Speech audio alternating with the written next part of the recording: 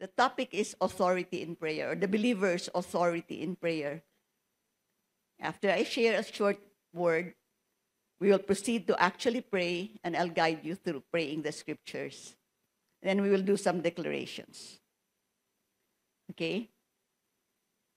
The Bible is full of stories of miracle-moving prayers. Prayer, we know that is powerful and effective. Prayer, we know this, that it is our hotline to God. Yet there are times, and I really wonder why, many believers do not use this hotline as often as possible. I am saddened being part of the prayer ministry is when knowing that the prayer ministry is one of the least attended ministry in the church. And I've always wondered, how come when it is a hotline, when you talk to a living God, when you talk to a powerful God, how come very few people only join the ministry? That has always been a mystery to me, Pastor Ariel. I still haven't gotten the answer to that until now. And Lord, we just thank you for your grace. We thank you for your presence upon our midst. We bless you.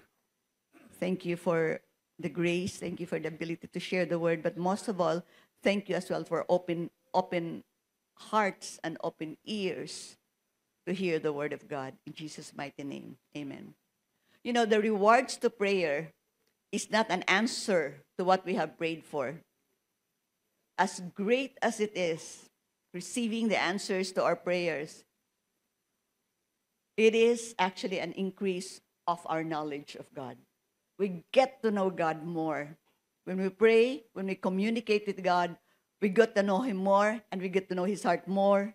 For me, this is the prayer's greatest reward. And I have there a quote from Oswald Chambers, and it says, the meaning of prayer is that we get a hold of God, not of the answer. Sometimes we get angry, Lord, how come you haven't answered? But no, it is possible that the answer first is the knowledge of God. That we get to know God more than what we have been praying for. So that is actually the essence of prayer. Because prayer is a relationship. Prayer we are not giving God is never a Santa Claus. He's not a Santa Claus when you just give him the list, and this is what I want for Christmas, and I have been nice through the year, Lord, and these are the things I want. He's not a Santa Claus. He wants a relationship. Always a relationship. And even if there are times he holds back the answer to the prayer to draw us nearer to him more and more. Okay. Prayer is more than asking God what we need, and it is developing a deeper relationship with Him. The lowest kind of prayer, in my opinion, the lowest kind of prayer is just giving God the list. That's base. We need to develop the habit of having coffee time with Jesus. You know, in the morning, you have your pitcher of coffee. Is it a No, I have a thermos. I used to have a thermos of coffee. I loved coffee until the doctor said stop. Okay. And when I stopped, there was no anointing for several months. Okay. My cup of anointing. But it is coffee time with Jesus. When you sit with your thermos of coffee and you just drink slowly, you pray. God is not offended that you're drinking coffee while talking to Him. Okay? Hebrews. No, tea. Okay, coffee is also tea. Okay. Okay. Yeah. He loves it when you have a coffee time with Him. With our friends, right? There are times we say, Starbucks first, or other, like, let's go, let's have some coffee. And let's just fellowship. That is exactly what God wants from us. And Andrew Murray, Andrew Murray wrote in his Christ in the School of Prayer, prayer is not monologue, but dialogue. Okay? Prayer is not monologue but dialogue. God's voice in response to mine is its most essential part. Yes, we don't just, we have to learn to wait for the presence of God. And I'm so happy that this church has started to go back to the basics of spiritual disciplines. Okay, next. Let's go into our authority to pray. Jesus has given us authority to come near, to draw near to him. This is an invitation. The invitation to come near to Jesus never expires. It's not good only for 3 hours. Okay? Throughout 24/7, and like I said, until the day we go back home to the Lord. That invitation to pray, that invitation to get to know God, that invitation to fellowship with God is a never expiring invitation. Always fresh, always new. And our authority to pray is based on the finished work of Christ on the cross. Just like, okay. In Luke chapter 10, verse 19, behold, I have given you authority to tread on serpents and scorpions and over all the power of the enemy, and nothing shall hurt you. Our authority is derived on the scriptures. It's God-given. It's a God-given authority. It's never because of our good works. The authority, every person who gets born again immediately has an authority in the spiritual realm. It doesn't matter what your position in the world is. It doesn't matter what your position in the church is. The moment a person is born again, that person carries with him or with her the authority in the heavenly realms. Always. The enemy wants us to lie. The enemy lies to us. That, no, you just got born again. You're just like this. You're just quote unquote an usher. You're just you are not part of the prayer team. The prayer team is very spiritual. You are just an usher. May I say this? That's a lie straight from the pits of hell.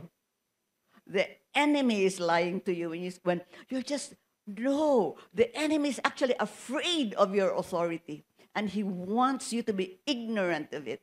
This is a God-given authority that we can even tread on snakes and scorpions and whatever problem. We have an authority in the spiritual realm. That's why we can command. That's why we can appeal before God. And that's why we can actually say to the enemy, hold back. Only this far shall you go and no farther. Okay? So there's levels of authority. The authority is derived from the scriptures. It's God-given. And that's the scripture that I have right there. And also in Mark 16, they that believe, they shall lay hands on the sick, and the sick shall recover. You know, that is an authority. I don't care if you're a believer a day old, if you're a day old believer, immediately that authority, as a person has been forgiven, immediately the authority is released to him as well. And God does not take back anything that he gives. There are gifts that will go, for example, the prophetic. I have a hard time moving in that when I don't use it. It's like a muscle. Because it's unused, it has atrophied. But it is there. And the moment you use it more and more, the stronger a person becomes. Same probably with prayer, because we don't use it a lot of times, but it's God-given and it will be there. Second level of authority is the calling and the gifts. Okay. 2 Corinthians chapter 13, it says there, behold, for this reason I write these things while I am away from you, that when I come, I may not have to be severe in my use of authority that the Lord has given me, or for building up and not for tearing down. The fivefold ministers, God honors authority. He's a God of order, and he placed people of authority over us. Like, as the verse says, not to rule, but to guide, to help, and to build us up. Therefore, church leaders have higher authority than members in the spiritual realm. And that's God-given. And it is okay. Because you see, God has given them to us as a protection for us, to help us, to guide us, and maybe even to direct us. Recently, we've been praying with a family who's trying to negotiate over a business situation, and we prayed. It's like they have to raise up millions of pesos, and as in millions, in a span of 5 days. I was like, okay. So we prayed. We knew money came in. But what was placed in my heart is that it's not about the business. It's about the souls that will be saved. You know, it was just like the answer to prayer is really nothing, but the souls are precious to God. And I told the husband, what does it profit a man if you gain the whole world, but not that suffer the loss, you're saved, but see to it that your partners will hear the gospel beyond the business. But the calling and the gifts, church leaders have higher authority, and this is God's design. On a side note, in a family, this has been taught all over Victory. In a family, the husband is the head, right? And being the head, the husband has the higher authority. And it is okay with that. We don't quarrel with God with regards to his divine order. And may I speak, please, to the men of the house. Okay. It will be good. But you have the authority. And your wife may pray for 3 hours nonstop, because she's an intercessor. And you only pray for 5 minutes. And it's just like, you're already sleepy and your wife is not yet finished praying. It's very possible. You know, we women talk a lot. So, you know, bear with us, husbands. But, and the temptation that the enemy gives to the husband is, don't pray na lang. It's okay. The wife has already prayed it all. There is no need to add to it except amen in Jesus' name. Okay? You are deceived if you believe that. When a man prays, when the head of the family prays, the authority is higher. The woman can pray, like I said, non-stop for 15 minutes, and yours would only be 5 sentences. Let me tell you the truth in the spiritual realm. Your prayers carry greater weight than your wife's 15-minute non-stop praying. That is the order. That is why I always encourage the men to pray. When men, husbands, fathers, grandparents, when you're the one praying, the enemy backs off. Even if you don't believe it yourself. Honestly, is my prayer really something happening? There is something in the spiritual realm. The enemy knows that. And that is why many times he stops the men in praying. You know, there was a time I trained Chinese in a Chinese church, one of the biggest churches in Manila, in Santa Cruz. They have a church, big church right there. And the wives were saying, like, please train our men how to pray. So I did a weekly training on prayer. The men at first are very resistant. We are Chinese. We don't pray aloud. We pray silently. And I'm a trainer. So I challenge them, show me where it is in the scripture that you just pray silently, that you don't speak. We don't pray publicly. We don't pray for our wives. There was a retreat couples retreat, and I was invited in that couples retreat, single, invited to a couples retreat, but to train husbands and wife how to pray. And one of the training was hold your wife's hand, embrace your wife, and men, pray for your wife. Boy, I tell you, there was almost a mutiny right there. No, there's no way. We're not going to do that. Not our practice, not in our church. And I said, like, show me where is that in the scripture. It's too bad you invited me over to train you. And you, the men, are saying, if Mary will teach, we will go. That's why the women were pleading, please come. And you were the one who asked for me. You get what you've asked. And I said to them, you have to learn to pray for your wife. And they prayed, and they were crying. And I told them, actually, this is actually solving the conflict 101. As you embrace together, as you pray the scripture, as you pray over your wife, the scriptures over the wife. After a year, I went back to the church, and I was shocked because in the group, I saw men gathering together in prayer. And I said, and the wives were just sitting, relaxing. It used to be the wives were the one doing the prayer, and the men were just sitting. And they said, like, the Holy Spirit moved on our men. And the men, the spirit of prayer dropped upon the men, fell upon the men, and the men were now praying. Did you know that the scripture, yes, glory to God. Did you know that in the scripture, it's the men who praise?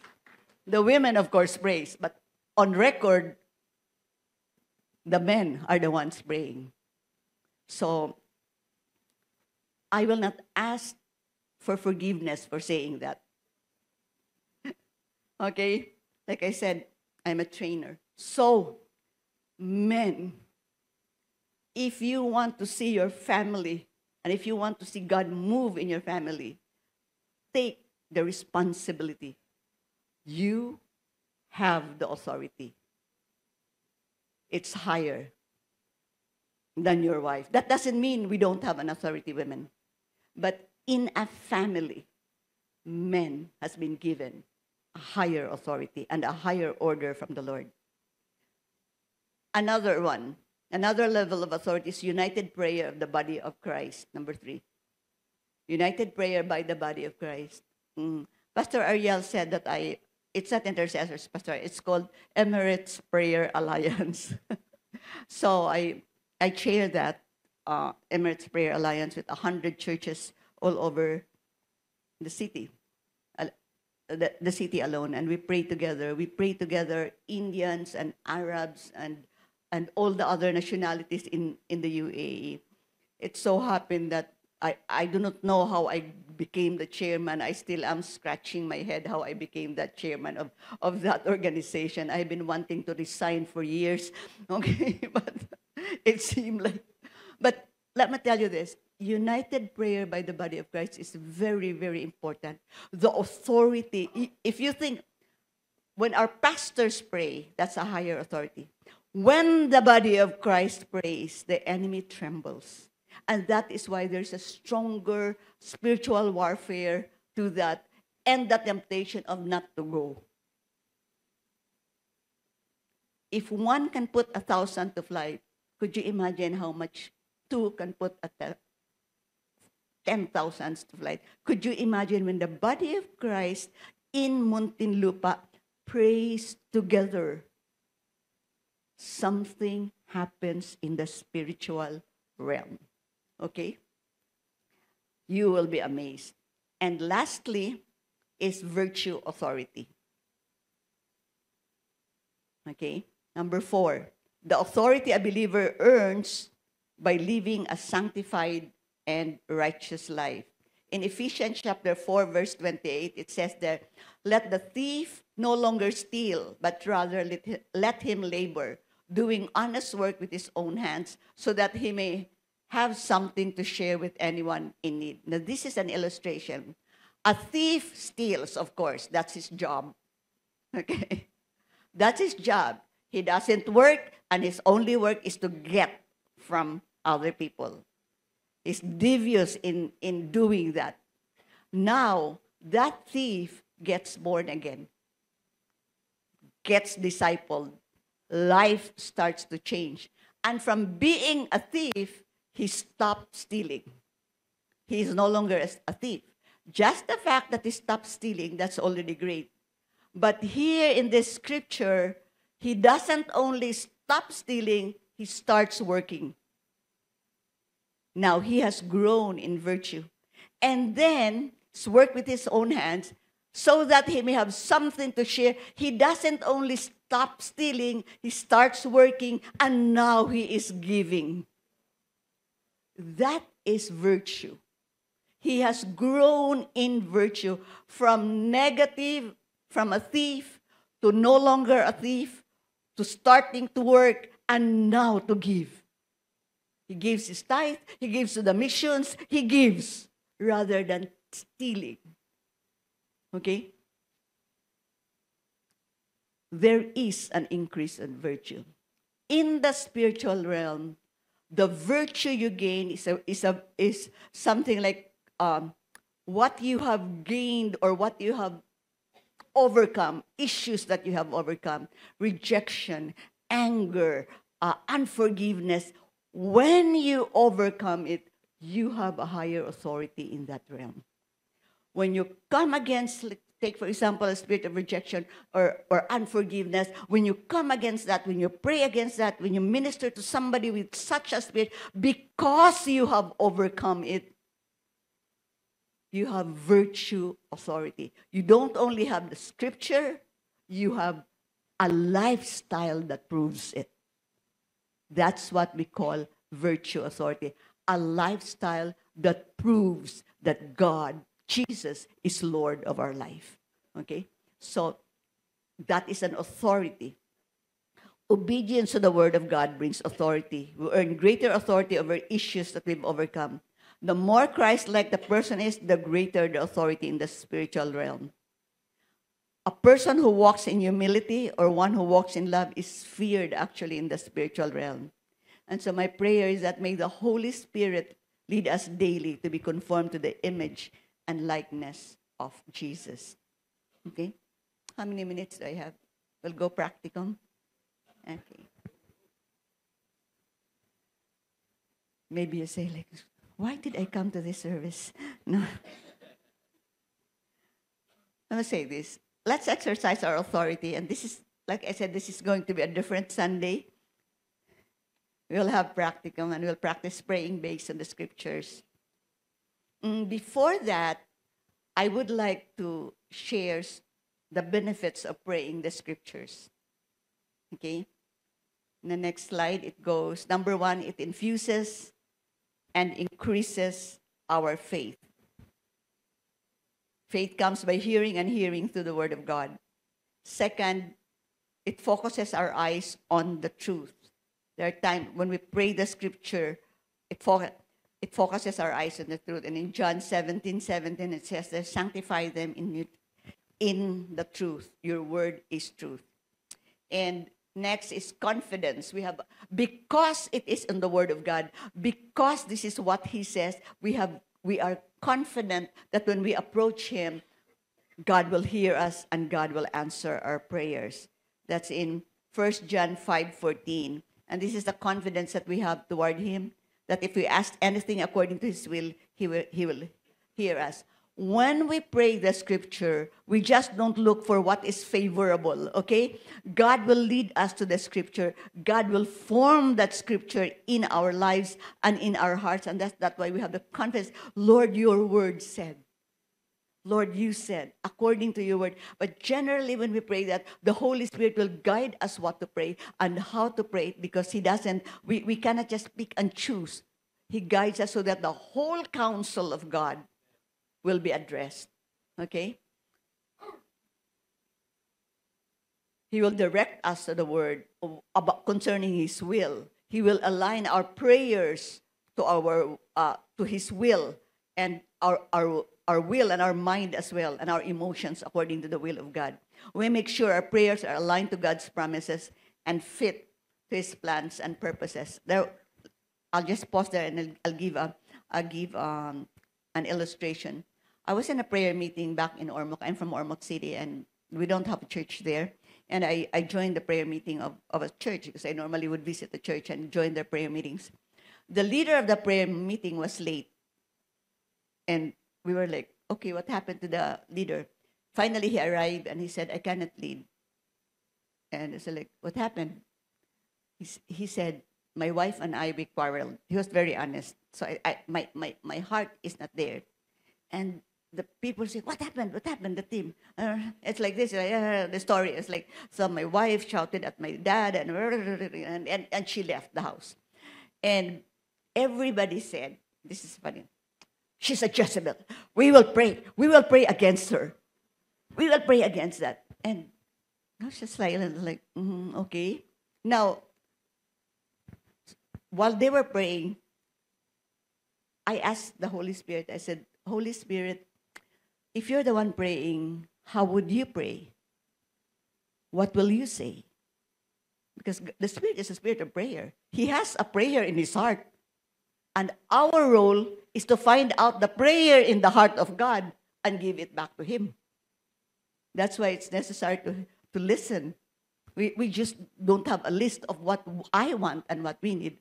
And so I asked the Lord, like, if you're the one praying, how would you pray? And the Lord said, so funny, he said, like, send me. That's not the Lord. Send me. And finally, I said, like, 3 times, said, send me, send. Like, what do you mean by send me? I asked him.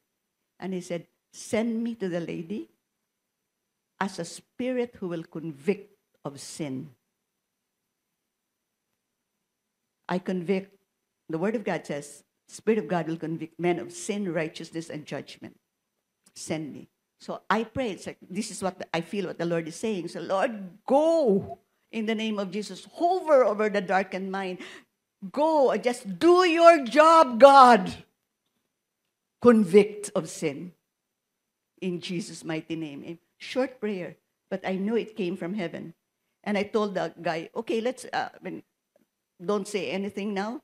Don't negate, because you can negate. Early the following day, 6 o'clock, he knocked at my parents' house. I was still asleep. Like, woke me up. Said, andyan si Mary. Said, what? He shared to me what happened. He went to his sister, to the sister's house, sister-in-law's house, because the wife was there. The moment he entered, it's like, tulog inside the bedroom. And the baby was with them, a toddler, and what was with her. The moment he opened the door, he saw the baby was awake, but the wife was asleep. So he picked the son up, and as he picked the child up, the wife was awakened. And he said to the wife, just go back to sleep. I'll just play with the baby. And after 30 minutes, he said, the Lord told him, go back to the room. The moment he went back to the room, the wife was on her knees, crying. So much conviction that when the wife saw him, she actually ran to him. I'm sorry, forgive me. Let's go back. I need to apologize to Papa. And if I have to kneel, I have committed sin. I have dishonored my parent.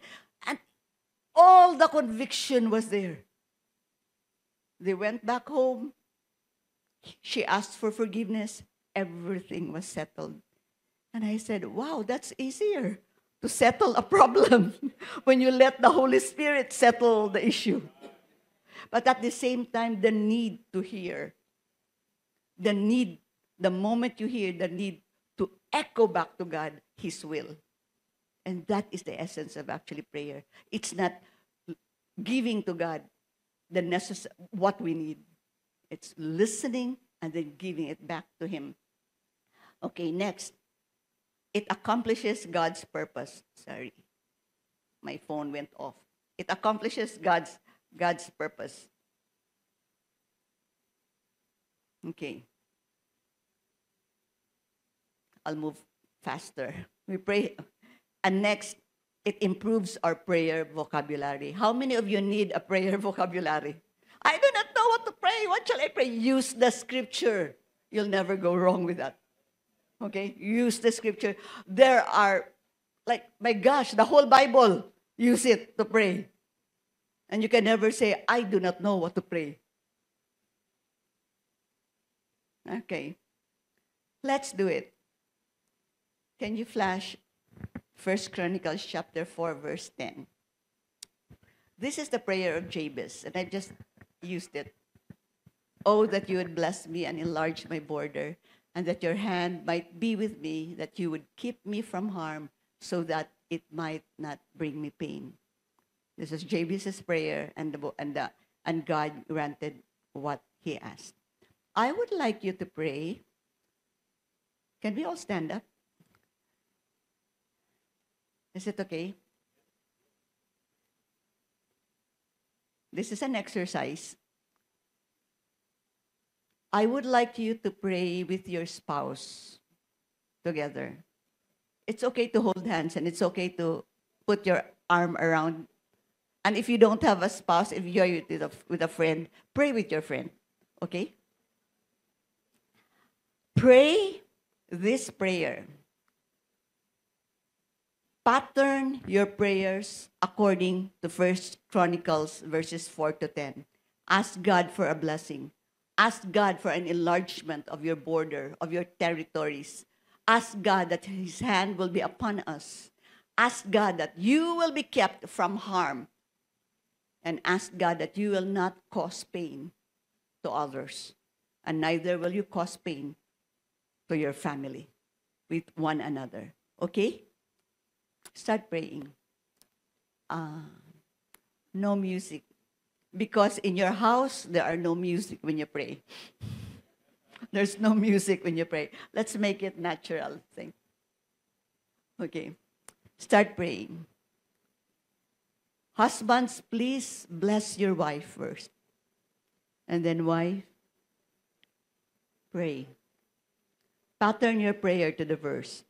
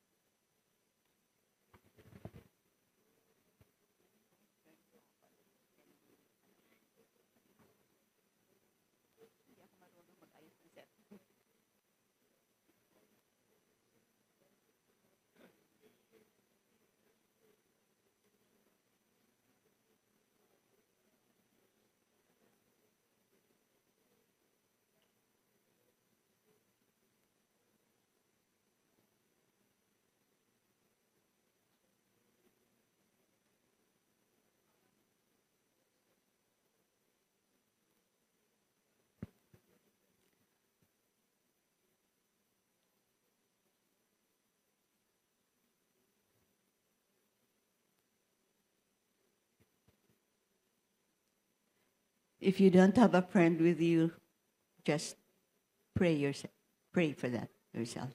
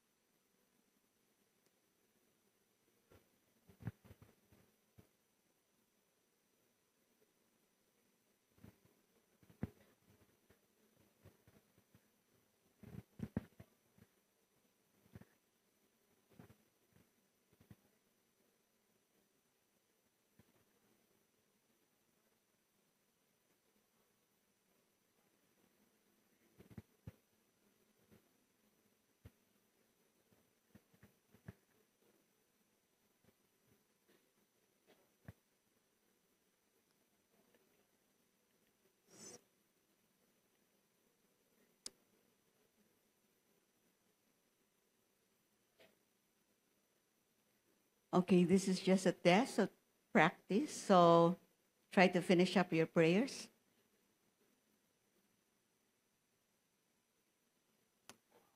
Lord, we humbly come before you and ask you boldly and in confidence, bless this church.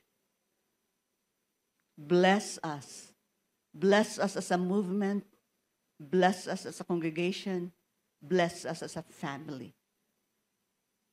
More than material blessing, release your spiritual blessings to the church. Release the knowledge of God.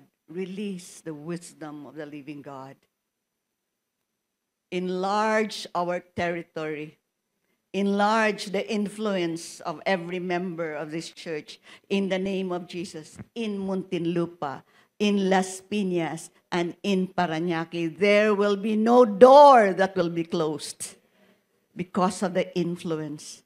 And may we be a people of influence in the name of Jesus. Enlarge, Lord God, enlarge. Let there be small groups in the businesses, in the business sectors. Let there be a movement, even, Lord God, in the campuses, in every campus. Now we claim our inheritance, which is the youth, which is the campuses, which is the campus. Enlarge, enlarge. We see an enlargement, Lord God, by your grace and by your power. Lord God, you will empower us. You will bless us with power. You will bless us with wisdom. You will bless us with favor. Haven't your word said, Lord, doesn't your word say, Lord God, that if a man's ways pleases the Lord, he makes even his enemies be at friends with him.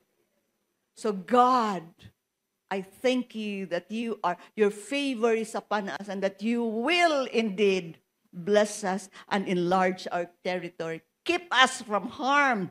God, we seal our borders with the blood of the Lamb.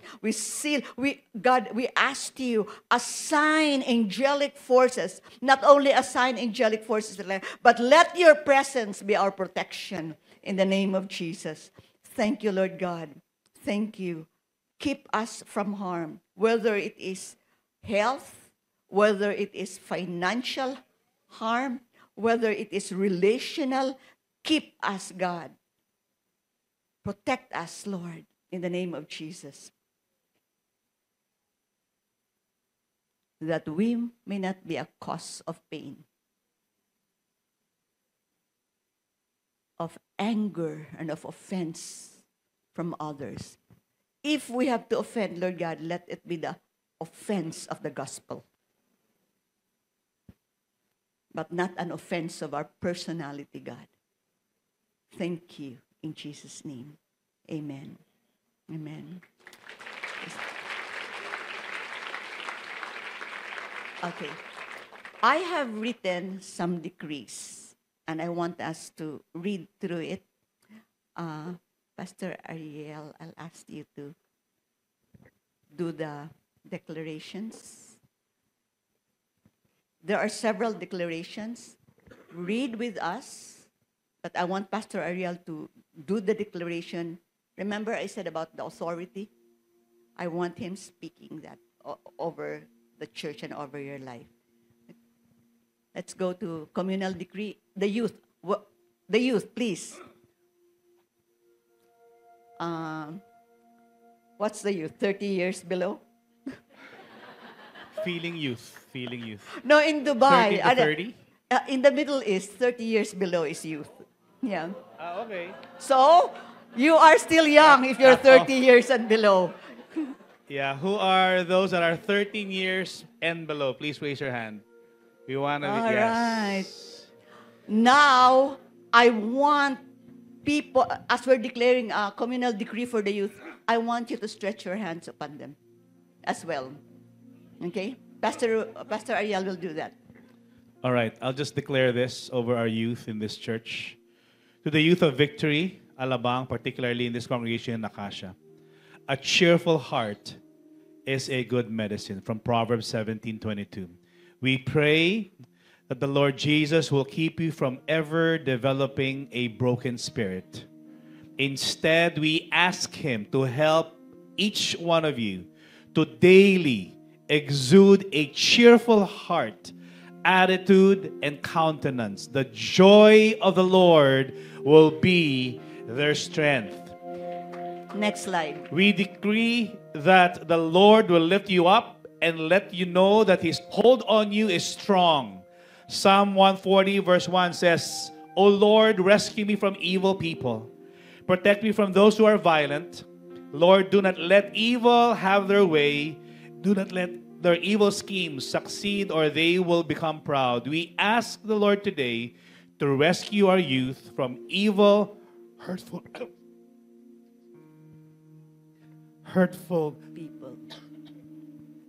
people.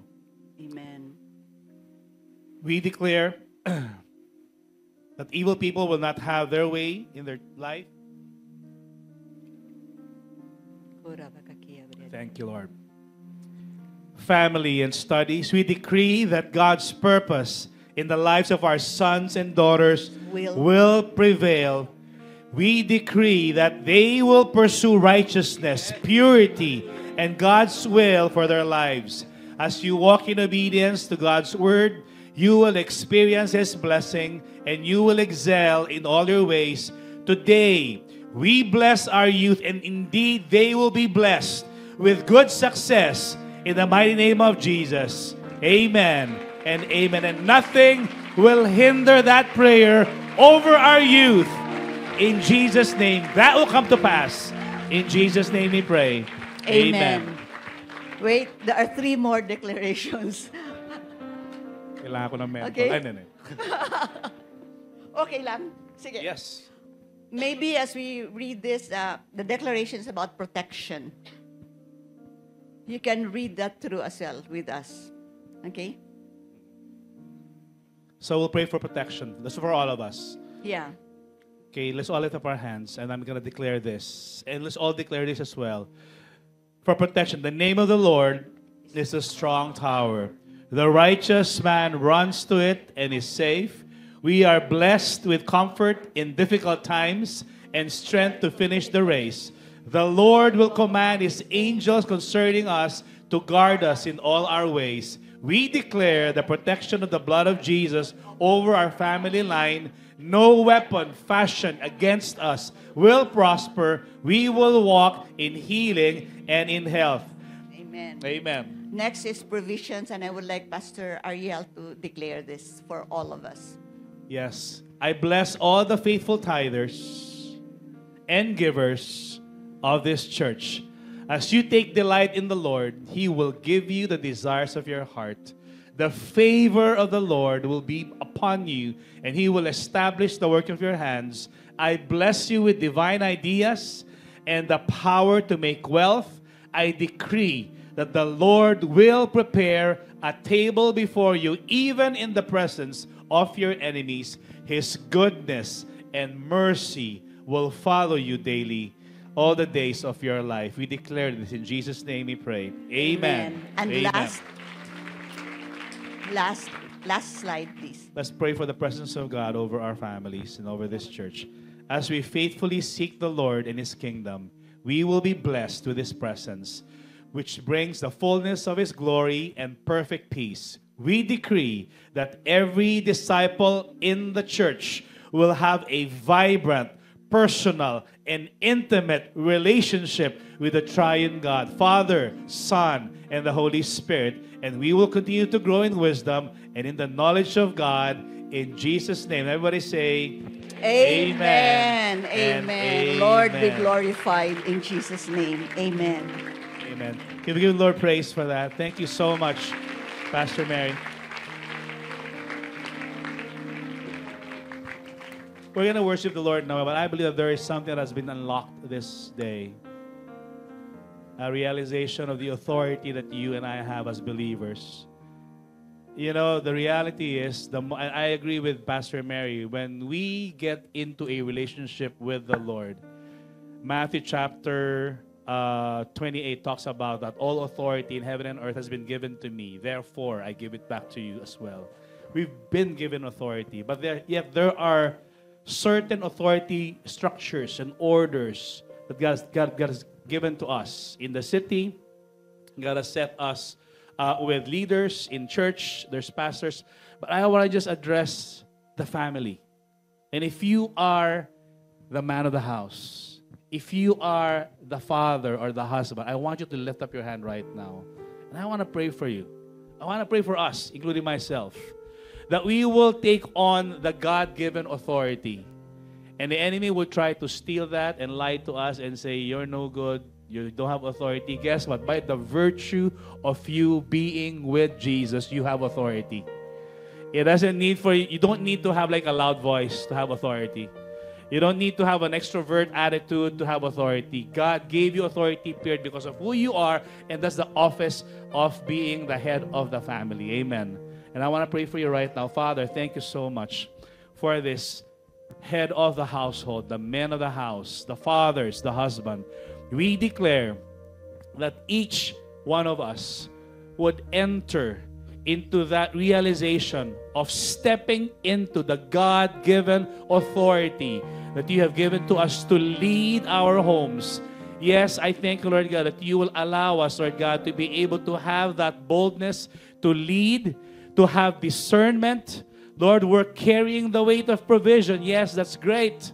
But Lord, we're carrying the weight of the spiritual life of our family. We cover them. We cover our children. We cover our wife. We pray for a spirit of unity even before husbands and wife right now. In the name of Jesus, we thank you, Lord God, that your spirit would flow in every family, in every marriage right now. In the name of Jesus, we bless that marriage. We strengthen the bond, the covenant relationship that we have with you and with one another. And I thank you, Lord God, that indeed your Holy Spirit would freely flow in our families, Lord God. Father, you said in your word in 1 Peter chapter 3 to treat our wives with respect. And Lord, because they have the gracious gift of life, so that nothing will hinder our prayers as husband. If you have your wife with you right now, I want you to just hold them right now. Hold them or embrace them right now. That is God's precious gift to you. Treat that wife with respect as a weaker vessel. 1 Peter chapter 3, I'm just quoting 1 Peter. So that nothing will hinder your prayers. That is the first act of faith that we have. When you have that unity between you and your wife, guess what? Every prayer that you utter before the Lord will be heard. Amen. Father, we bless you, Lord God. We thank you, Lord God, for even right now, you're setting a spiritual authority over our families. In Jesus' name we pray. And everybody say, amen and amen. Let's just worship the Lord for a while.